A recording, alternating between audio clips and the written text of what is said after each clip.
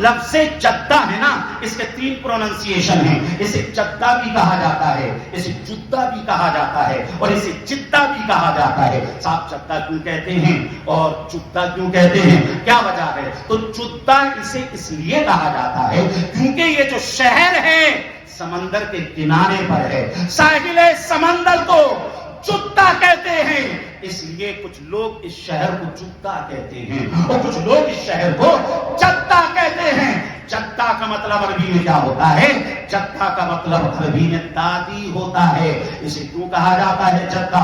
اس لیے کہا جاتا ہے کیونکہ روایتوں میں ہے حضرت حوا رضی اللہ تعالیٰ عنہا کو جب اللہ تعالیٰ نے جنت سے زمین پر بھیجا تو حضرت حوا جدہ ہی میں اتاری گئی، اس لیے اسے جو ہے جدہ کہا جاتا ہے. اور اسی کے ساتھ ساتھ کتابوں میں یہ بھی مذکور ہے کہ حضرت حوا رضی اللہ تعالیٰ عنہا کی جو قبر ہے وہ جدہ ہی کے اندر ہے، اس لیے اسے جدہ کہا جاتا ہے.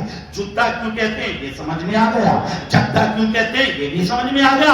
اور جدہ اسے کیوں کہتے ہیں تو جدہ وہاں کے جو لوکل لوگ ہیں وہ اسے جدہ کہتے ہیں چین کے زیر کے ساتھ. ایک اس کی مثال میں دے دوں، جیسے ہم لوگ ہیں مصر کو ہم مصر کہتے ہیں میم کے زیر کے ساتھ، مصر کیا کہتے ہیں؟ مصر.